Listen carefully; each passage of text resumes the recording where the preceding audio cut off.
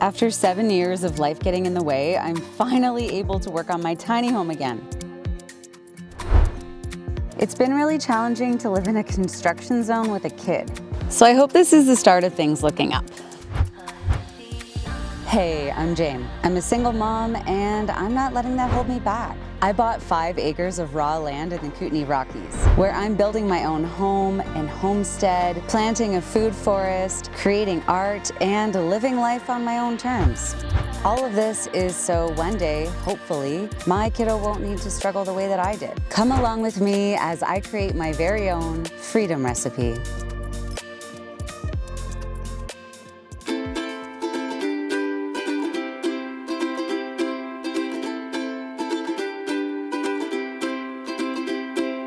Thought you'd be the one for me.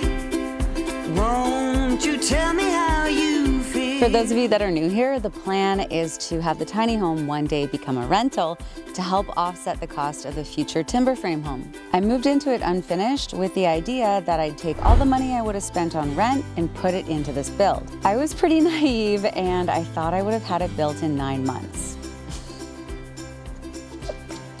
Now that I own my own land, I can work on the tiny home again. I've had 4 boxes of hardwood flooring stacked in my less than 300 square foot living space, and even though this is more of a winter project, I can't stand tripping over it anymore. So this week, I'm fixing some of the issues with my kitchen and I'm putting some flooring down. Let's go.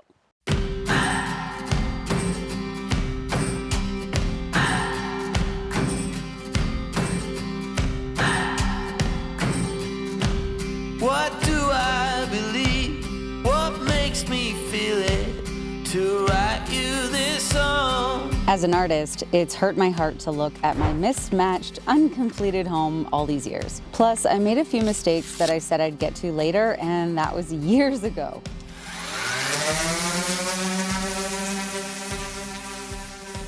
I've taken down this pantry door and I'm finally making it the color I wanted it to be from the start. If you remember from my tiny home tour video, I said that I hated the stain that I'd chosen. What I really want is for the tiny home interior to match with the cabin studio. I'd like for all of the structures around here to have the same vibe, and the jury's out on whether or not that'll be limiting. Time will tell. I've also joked about how I tend to do projects twice, and usually it's from not measuring or something. But now that I'm getting into the aesthetics, I'm discovering that I'll also need to redo things that I simply don't like looking at. It's my tiny home and I'll do what I want to. You keep blowing me out, I keep holding you in.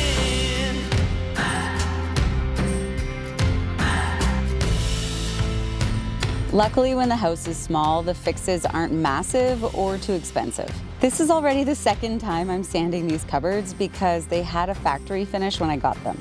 I'd gotten them when the store was doing this massive sale, 90% off for mismatched random pieces, and I figured I would just refinish them when I got home. I've used them in my bedroom, the bathroom, and also my kitchen. Technically, it was a huge savings for solid wood cupboards, but as I've recently heard, free is never free. The amount of stain, clear coat, and elbow grease in these things has outweighed any benefit of the sale price. Nevertheless, I still love the shaker style, and I like the freedom I have to change them up however I want to. But hopefully this is the last time that I'll be sanding them down. If my kid ever wants to change it in the future, then that'll be up to them to refinish it. I'm still in this fight. I pray for the night to go easy on me. I'm regretting putting my workstation in the front of the house where the sun just beats down all day. Luckily, there's a pond to jump into at the end of the day. My sanding job isn't perfect, but I'm hoping that it won't be noticeable once I add the new stain color. This is the same color I used in the cabin studio, and I bought extra cans of it years ago because the company discontinued it just as I fell in love with it. Don't you just love when that happens?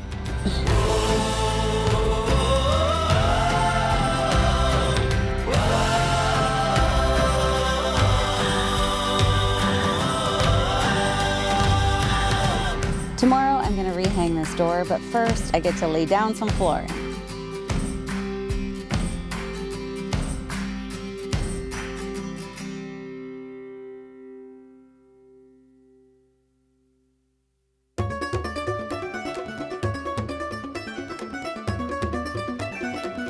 You might remember that I spent every dime I had buying this piece of land, logging it, and setting up the utilities. I still want to turn this into a little farm, but now every project I do is on a very tight budget. Okay, I have done so much prep work, I'm already sweaty. I thought the plan was gonna be to change the color of this wood, and it's engineered hardwood. I didn't know anything about that. Apparently there's a really solid coat on it, and for the life of me, I can't get it off. I've tried chemical stripper, I've tried really hard sandpaper, and I've even tried posting the wood on Marketplace to see if anybody would buy it, but it's only 100 square feet, so this is what I have. I'm embracing it, and I bet you a lot of you will say, that looks great. It's just that I really wanted something to be a little bit warmer, a little bit darker, and a little bit cozier, but it will brighten up the space. I'm just gonna roll with it and learn to love it. I'm going with it. Let's put some of this up. I didn't think I'd get to the finishing work for a while, but one of my clients had some leftover hardwood flooring, and he's happily traded it for some tattoo time. I'm actually putting the flooring both on the floor and also on the ceiling that's under the lofts. I saw that in another tiny home video, and I really loved it. Yes. Can you pass me the next block over there? Yeah, the next one on your left, yeah. I'm super grateful to have my mini-me as my helper today too. They're at the age where nothing impresses them, but now and then they'll say a little, "Ah, that actually looks really nice," under their breath, and it puts a smile on my face. Okay, can you hold on to that one? And then just pass one at a time, okay? Can't believe I already messed up that first one. That's frustrating. You can fix it in the next one. Yes, I slowly can. They're also such a positive cheerleader for me around here. They always have an encouraging word to offer if they see me sweating my butt off. I do need to come up with more chores and jobs for them to do so that I can sweat my butt off a little less.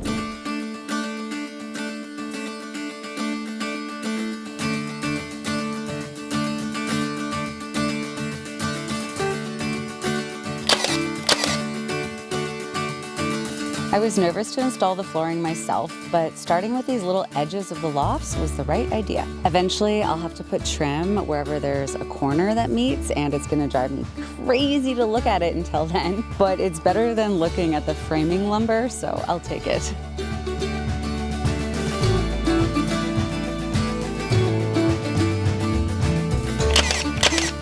Shout out to Ben for letting me borrow your tools today.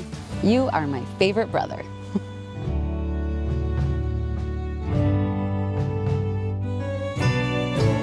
This is gonna look really weird, and I'll just come right out and say that. I want both lofts to look like they're the same height. So when I build the bookcase that goes around the couch, the trim will look like it's at the same height as the bottom of the other loft. It'll make sense in the future, I promise. I underestimated how long each board would take. I guess they do say that finishing work is like snails. It's never a 5-minute job. I managed to install enough wood to get a feel for what it might look like in here with my new pantry door stain color. And after I woke up the next morning, I decided I hate it. I thought it was gonna be good, but it's actually all splotchy. The color didn't quite come out the same as it did in my cabin studio, and it just doesn't go with anything. Plus, this orange that I tried to strip out, it stuck even harder, and now it looks even worse. So I'm gonna do that thing that probably everyone's gonna yell at me for, and I'm gonna paint it. I know you shouldn't finish wood, but this is the 3rd time I'll be refinishing this pantry, and I'm over it.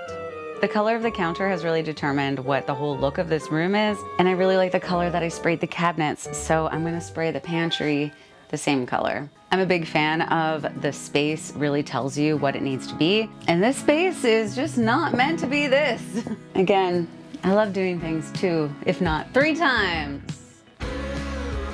I do not want it to look like millennial gray in here though, so I'm gonna do everything I can to keep it warm in here. I'll figure that out over the next few months, but first, check this out. Look what I just saw. This is our first official flower here. If this isn't a sign of hope, I don't know what is. That feels so good. It's so hot here as I wait a decade for my trees to grow and provide some shade, so I count myself pretty darn lucky to have a place to cool down.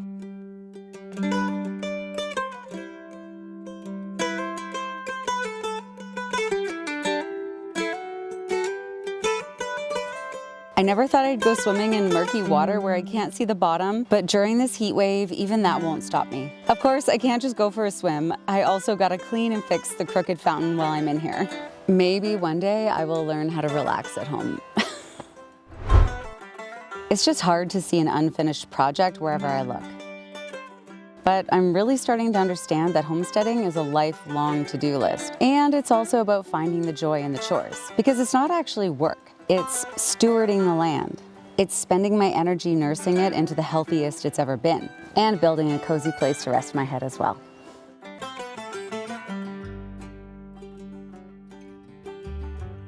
Rome wasn't built in a day, and I'm only one person. I am trying to take it slow and go easy on myself.